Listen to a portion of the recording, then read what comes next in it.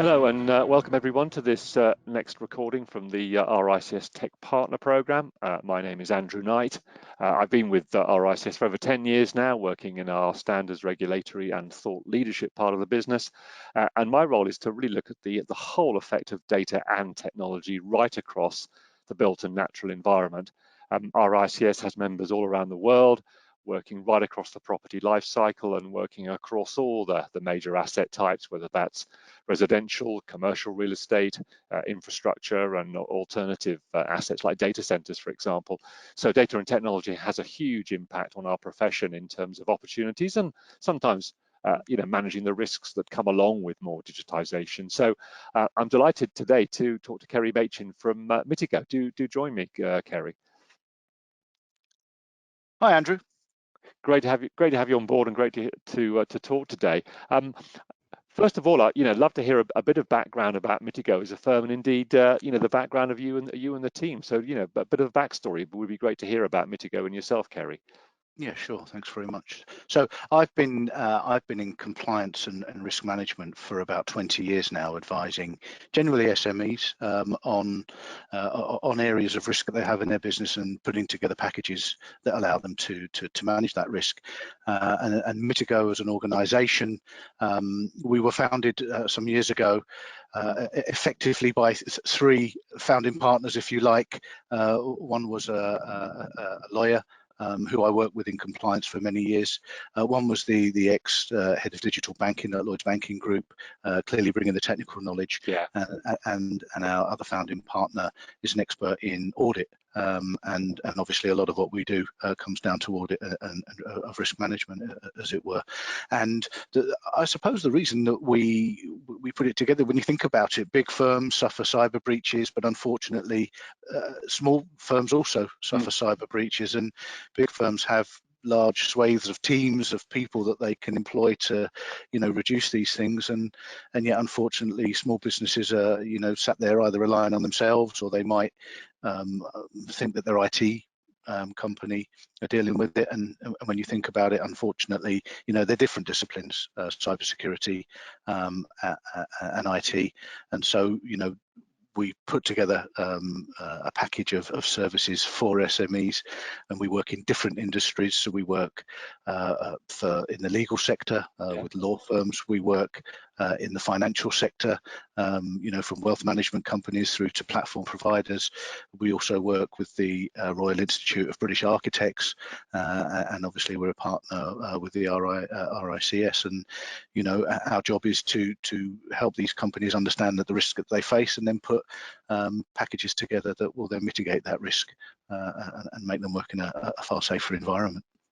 That's great, Kerrie. I'm particularly, happy that you mentioned SMEs and almost took the point away from me, because, one thing we're very concerned here at RICS is that application of data and technology. I mentioned in my introduction, obviously, huge opportunities about digitizing the profession, but at the same time, clearly there are risks, and the built environment is in no way protected any better than other sectors. As you say, you work across a number of sectors, and one point that's always really important to make is that so many of our members do work in those smaller SMEs, smaller practices, that we must make sure that we're able to understand how that really large part of our membership can actually deal with these kind of issues when they don't have the expertise in-house. And let's face it, even larger companies still getting caught out, and it's obviously a very complex environment now with people using various services from third parties. So to that issue, I mean, what are the kind of current issues that you're seeing that could affect our members, thinking particularly of SMEs, but obviously larger companies are no less at risk as well?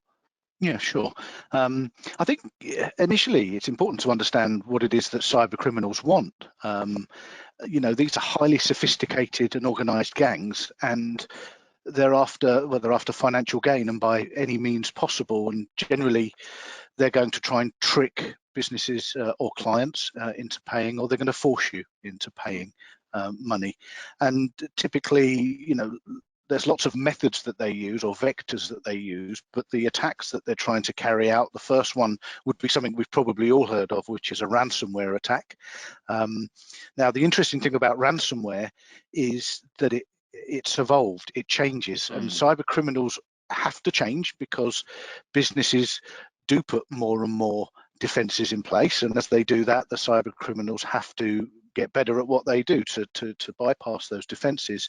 So a typical traditional ransomware attack, most people would understand that as that you come in on a Monday morning. Most ransomware attacks happen over the weekend when people are away from the business. They would infiltrate your network, take over your servers, take over your devices. Everything would be encrypted. So effectively, when you log on in the morning or try to log on in the morning, nothing will work. And on one of the devices, there will be a ransom note that says, you know, your systems are encrypted. Please pay us a ridiculous amount of money in order for us to unencrypt those. And look, those ransoms range from anything from no less than $50,000 up to millions. Bear in mind, they've been in your systems all weekend, so they have a jolly good idea of what you're worth. And so the ransom will depend on what they think they can extort you for. But interestingly, the way that this has changed is a lot of businesses will have some form of backup in place. Therefore, they will or might be able to bypass the encryption by using their backup recovery. The first thing I would say is that doesn't always work, because a lot of businesses won't have tested their backup against a ransomware attack.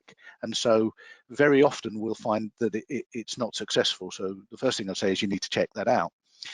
But actually, cyber criminals also understand that your backup might work. And so the way that they've changed is, before they encrypt your systems, is they will download a copy of all of your data, your client's data, your staff data, your financial data, and that will be the second bite of the ransom cherry, if you like. So if you get out of it via your restore, your backup restore, they will then email you a copy of some of the data that they've stolen from you, and then they will say, well, look, we will post this all onto the dark web, all of your clients' information, all of your business information, unless you pay us, and it will be the same amount as the original ransom. So there's two bites of the cherry, and unfortunately we see that happening quite a lot. So that's ransomware. It's not particularly nice to deal with, and it happens quite a lot. By volume, the biggest type of attack, if you like, is what's called an email account takeover, and that is, it's in the name. That's when they will get into your email account, and they will then look within your emails to target an invoice or a financial transaction between yourselves and clients, and they might stay in that email account for a long period of time. It could be anything from a week to, we've seen, 2 or 3 months before they carry out the attack. But they will make setting changes to things like Microsoft 365 and put forwarding rules on. So they will take over a conversation between you and your clients. Your client will respond thinking it's you because it has come from you, but it'll end up in the cyber criminals' inbox, not yours. And then when crunch time comes, they will then use one of your invoices that they've stolen from your account to send new bank details across and try and divert funds that way. We've seen hundreds of thousands of pounds being paid fraudulently, unfortunately, and there's an awful lot that businesses need to do in order to reduce the risk of an email account takeover. But it's a pretty scary type of attack, and by volume, as I say, the largest type of attack that we see. But of course, the other thing is just data breaches in general. Earlier this year, there was a huge problem with Microsoft Exchange. So some of your members will be using Exchange on premise, as it were. We see databases that have been incorrectly set up that are exposed to the world and can be quite easily accessed, and certainly through shonky firewalls with bad password controls. We've recently dealt with one where literally the password to get through an open port on a firewall was password. We shouldn't laugh, but you think it would be obvious, but it's not always. And then, of course, you sometimes, unfortunately, need to protect yourself against your own staff or people that are thinking of leaving, because the potential is they can look to steal client information or intellectual property for whatever reason, going forward. But you have to consider that can be done. So, those are things that we see affecting, as you say, your members. Indeed. So, I mean, obviously there's a whole raft of things here, but in terms of starting that journey to increase the level of protection and manage these risks, what should members, particularly SMEs, begin to think about, and what kind of procedures can they start to put in place? Yeah, sure. Okay, so I think first of all, members fall into three categories before we get onto what you can do. Let's understand who you are. The first are firms that are relying on their IT provider, be it in-house or external, and believe that they are looking after their cyber risk management or their cyber security. And there's also a lot of firms that trust that they employ intelligent people, and they do. But unfortunately, cyber criminals prey on the fact that businesses are relying on an IT provider and intelligent staff. But it's a bit of a numbers game quite often with these criminals, and someone is going to fall for it at some point. So that's the first type of firm. The second category would be a firm that has done quite a lot with regards to what we would call endpoint solutions. What do I mean by that? Putting antivirus in place, a firewall in place. So those firms are aware that there's some form of risk, but what they're doing is they don't understand the risk, so they put something in place and think, well, that's potentially good enough. But unfortunately, we often see that whilst you should invest into things like that, they're probably not investing into some of the areas that they should be. And I'll come on to that in just a sec. And then, of course, you've got the third type of company where they understand it's a far bigger and it's a more complex thing than just having endpoint security. There needs to be layers of security and of defense, and those types of business are more likely to be dealing with a cyber risk management company like ourselves or somebody else. But what you can do to reduce your risk, I think this is going to sound obvious, is you need to understand it. And I think a lot of businesses don't understand their risk, but once you understand it, you can control it. And I think where we come from is there's three areas that you need to consider. I think most businesses would look at it and say, look, this is just an IT or a technical thing. That's just one of the three things that you need to look at. Actually, the first thing we look at before we consider technology is people. People are generally your biggest weakness. Unfortunately, they're going to do something that you don't want them to do, which is going to lead to a breach. And it's then whether the technology is configured appropriately to prevent those things from happening. But once you understand the way that you want your people to work, but then you can drive policy. You can put policies in place to say, I want my IT configured this way, I want my staff to do these things, or I don't want them to do these things. Then we can configure the technology in line with those policies. But then most importantly, the third area, so if people is first and tech is second, the third area is governance. And that is to say, if I have policies in place and a regime of risk management, I need to have a control framework in place that gives me visibility to ensure that it's effective and that it is working. And so governance is the third pillar. And we see a lot of businesses falling short in that area because they didn't understand risk in the first instance. And when you consider, people, I think firms, you've got to consider things like mobile phones, social media accounts. You need to consider how people use the internet at work, whether they're using Gmail and syncing passwords onto work devices and then onto personal devices, whether they use Dropbox, whether they use WeTransfer, whether they transfer data in safe ways. There's all manner of things that they need to be considered, but what you need is visibility over it and then assurance to make sure that you've got control of it. And as I say, that's where we would start to help businesses in understanding and controlling that risk. And indeed, and you mentioned earlier, obviously, that there are compliance and regulatory issues as well as just the sheer damage of both reputation and potential financial loss. I mean, what briefly, as it were, if our members are breached in some way, what do they need to be doing from that regulatory and compliance perspective, as well as trying to deal with the issue itself? Because there are these layers of issues that come when you're breached in some way, aren't there?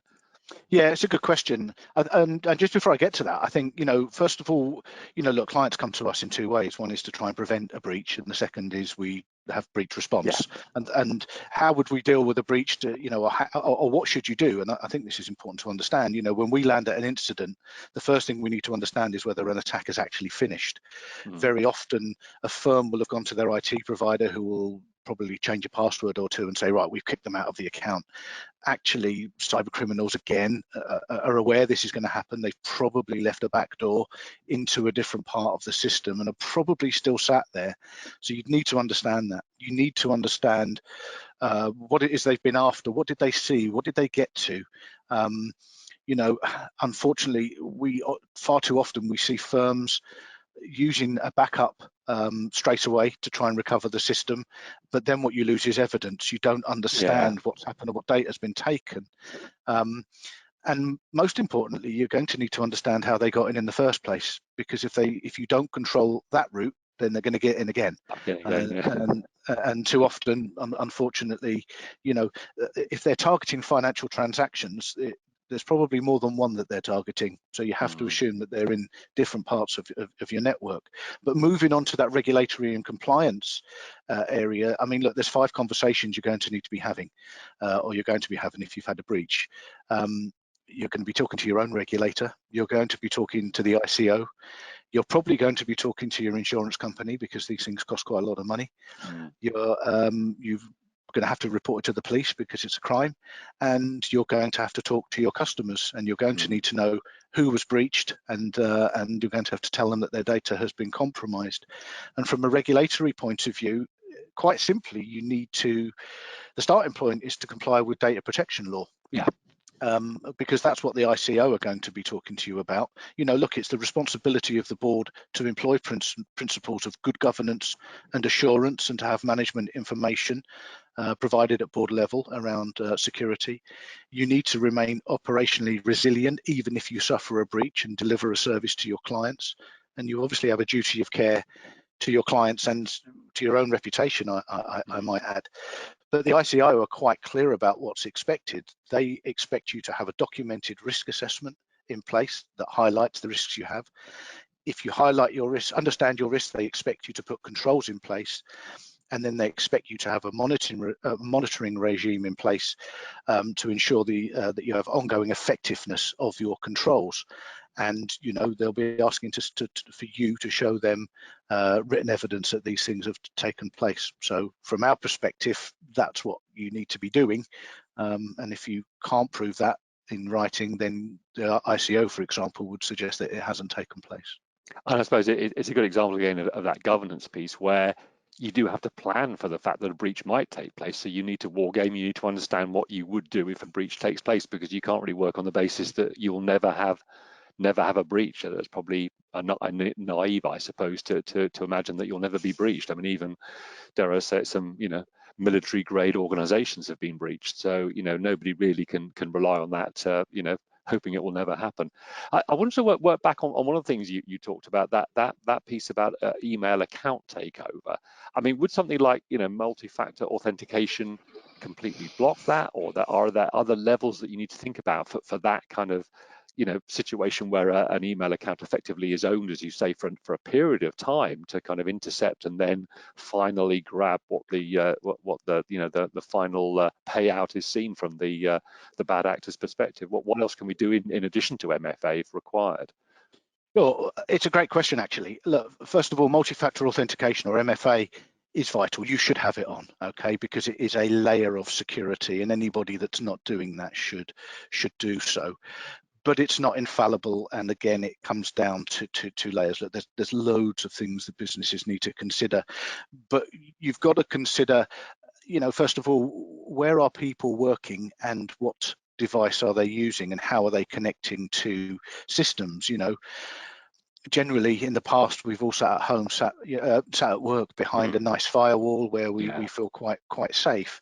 But a lot of people have had to work from home. They're no longer sat behind the firewall. They're connecting through to a server. You need to understand how that connection is made.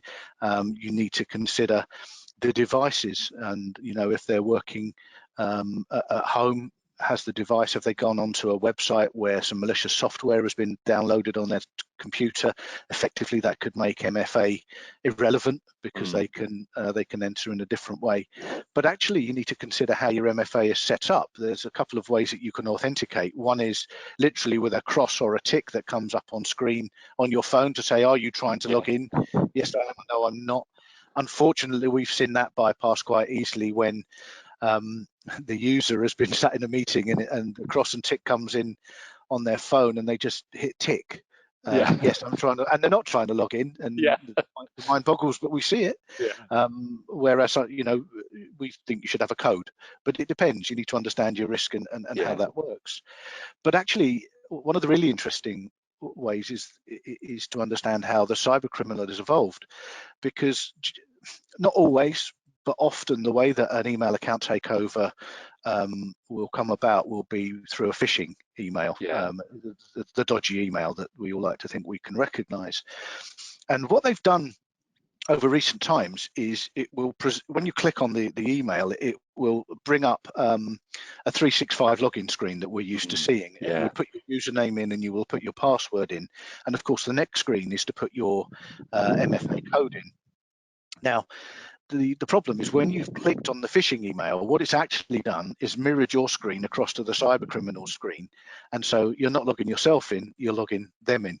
And so they've bypassed the MFA code because you're about to give it to them. So, training is vital, that your staff understand what to be looking out for to see if the 365 login page is bogus or not. So it's multi-layered, isn't it, as I keep referring to, really. Yeah, and once again, as you've emphasised, but very, very, soundly, it's that mix of technology and the behaviours, the people bit, that you can put the best technology in, but if people begin to kind of get almost too familiar with it, or just, to be honest, don't concentrate sometimes in the context of where they are, you can get caught out again. One thing as well, I think, which once again relates back, I think, to a lot of our members being SMEs and outsourcing a lot of this, is that clearly a lot of people are using software as a service or off-premises type services now. What is that? How much comfort can one take from that? And really, I'm assuming it's not a get out of jail card, is it, that you've got everything on the cloud and therefore you can think that therefore it's no longer your concern to worry about the security? What does that cloud hosted software as a service type environment mean for cybersecurity? I think it's probably the biggest misconception that working in the cloud is safer. And I think it's sold to people incorrectly, unfortunately. What does a cloud mean? It's a massive generic term. So 365 is a cloud-based service, and 365, email account takeover is the biggest attack type that we see because people don't know or do not correctly configure Microsoft 365, or they do not understand the routes that are used in order to penetrate through to that system. But yet the cloud could also be your regional IT local firm that are providing you with a server that they keep on their own premise, and effectively, because it's not on your premise, it's cloud. Yeah. But you're responsible for the security from the user to the device to the connection into those platforms or into those servers. And even if you're using something like AWS servers, Amazon servers, where everybody thinks, yeah, these are super safe and these are super cool, and they are. But you still need to configure it and understand the routes, to it from your business. Yes, I'm sure AWS and some of the other platform providers that your businesses use, from a back end, from the provider, they're safe, but you are responsible up to and through the front door. So I think, getting on top of user behavior from password control. You've got to assume that your credentials are available on the dark web. Most people's username and password are for sale on the dark web. Not everybody, but most. It's not unusual. You need to ensure your devices are secure. You need to ensure those VPN and RDP connections are secure. But I think one of the most striking things is that if you started off as pure server, some businesses will now be hybrid, where they have a bit of server and a bit of cloud, and some businesses will be purely cloud. As you've made that transition through that line, that means your risk has changed, and therefore you need to assess that risk, understand it, and your policies and your procedures will need to have changed. And if you haven't done that, then the chances are that you're probably not as secure as you think you are. Fascinating, isn't it? Well, I guess one final question today, Kerrie. I mean, clearly the concept of an IT department is fairly long-standing now in terms of people's conception of an IT department, and I guess it's an interesting piece about where the IT department, in that traditional sense, now sits with cyber? Is it their responsibility? Is that something they've kind of inherited? How does a firm that perhaps is either using an outsourced IT department or is large enough to have an IT team, where does that cybersecurity role sit? Is it hybrid? How would you organize yourself to make sure that you retain that IT department, they do their job, but how do we add cybersecurity onto the Yeah. organization as a function? Yeah, it's a great question. So the first thing to recognize is they're completely different disciplines. IT are there for functionality. Generally, I'm going to talk generally now. They're there for functionality. So they're there for hardware, for software, for infrastructure, and to make sure it works. So if you want to send an email, it works. If you want to get into your database, it works. And every client that we work with has some form of IT support. Now, we're not an IT company, so we don't sell software, we don't sell hardware. And every breach that we deal with has some form of IT support. Our job is to ensure that we make those infrastructures secure. So we work with the IT firm to make sure that the money that's been invested into their services is then protected. But I think, if they're generally not set up to provide security, you're probably not paying them to do it. They've probably put in some form of patchwork of software. We've talked about AV and firewalls. Yeah. That's what they will have been put in. But if a business is sitting there assuming that their IT firm is looking after their security, I would recommend that they go and ask them the question of whether they are or whether they're not, because if they're not, that's a problem that you're going to have to solve. Indeed. Well, it's been fascinating and somewhat sobering to talk to you today, Kerrie, and I'm conscious that this is I suppose it's the ultimate chess game, isn't it, of each actor in this situation, that the attacker and the attacked continuing to improve their game. And I know that you can effectively buy ransomware on the net, can't you? You can effectively buy these tools now as a firm. And I remember talking to somebody who said that some of these gangs are so organized you can tell when they've gone out for lunch. That there's an element of organization, unfortunately, to the attacks we face now that is quite sobering. So I'm looking forward to having another conversation with you soon, because we need to make sure we keep our members up to date with the changes, the way this whole situation is evolving, because it's the classic moving target. So it's been great to talk to you today, and I look forward to talking to you soon. Thanks for your time, Kerrie. Likewise, and thank you.